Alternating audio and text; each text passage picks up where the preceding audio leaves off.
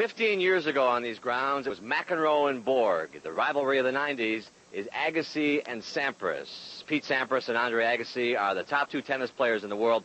They are neither best friends nor adversaries. Their relationship is built on respect and competition and having fun. Here's Pete and Andre as you've never seen them before. Oh, yeah, well, you want to get some lunch or something? I'm starving, man. Let's do it.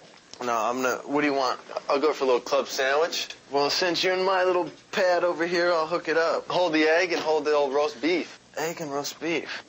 All right. How's it going? Yeah, we just need to order for two, please. One club sandwich, hold the egg, and hold the roast beef. Yeah, Pete don't be liking that. Perfect. All right, man. Cool. I'll be up here shortly. A few minutes.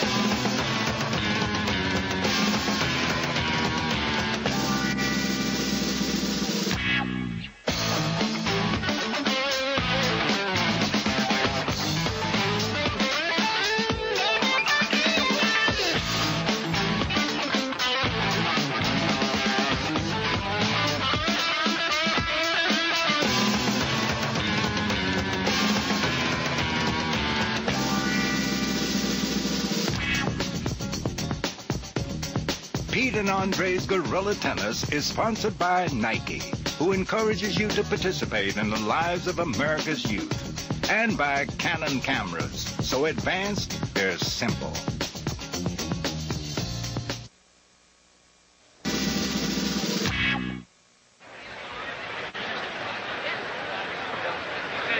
Sampras is really fighting this. He just, this is very tough.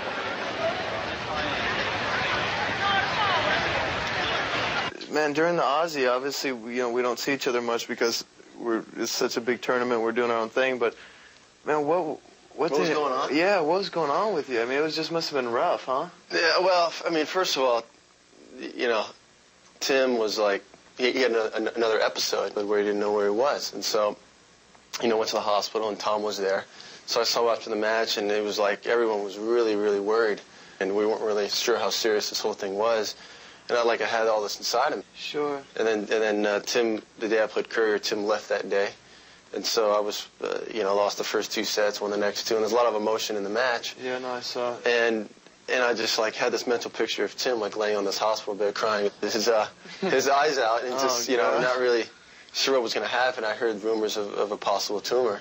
And it was he was really scared. And it was I just started thinking about him at that time, and I just broke down, and for a couple of games I was pretty much, out of it. And then, and then Courier said something.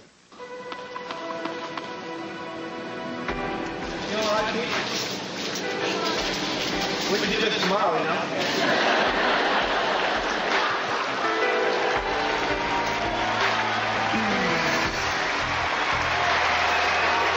Said to him, "Are you feeling all right, Pete? We can do this tomorrow,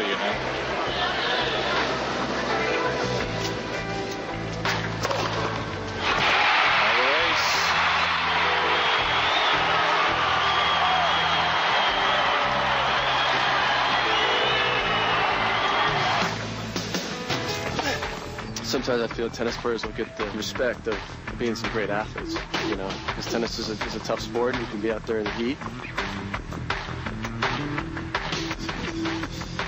I played matches 4 or 5 hours, and it definitely takes a toll, and then you have to come back and do it the next day. Underrated? Well, they all think we're a bunch of sissies.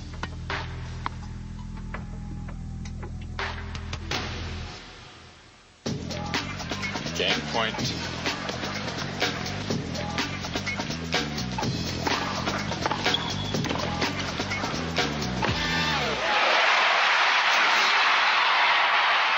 Both were at a high level for the whole match, and you end up, of course, beating me. But what was that? I got you 2 weeks later. I didn't hear that. But that was.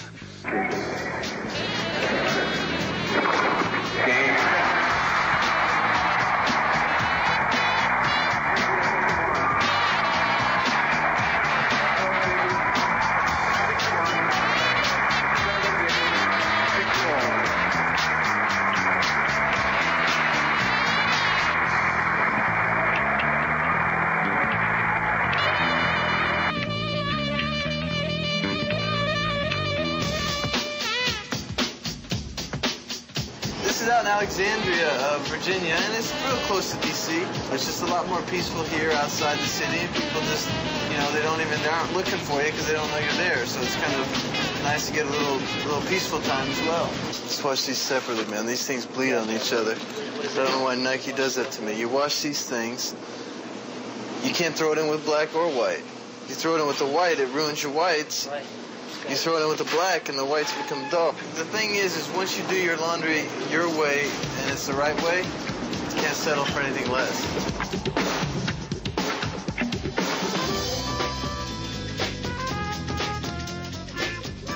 So I'm trying to impress the camera. All right, you guys ready? Ah! Wow! I think I need to hit my mullet.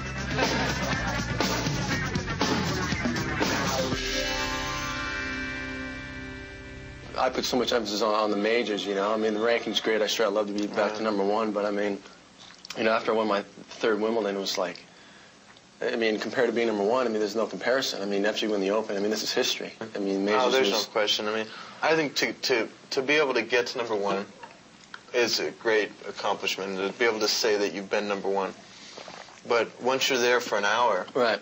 I don't think after that it matters a whole lot. What matters is if you're #1 that week in that tournament that you're playing. Right, because when I first got it, I was in Tokyo, and I just... So was I. Oh, you were? Yeah. And I was like, I felt really great. And then it was like... Did you win to be #1, or did it just happen? I ended up beating Wheaton. I ended up beating Wheaton in the quarters. And That's I had worthy enough of points. #1. And you tell him that. And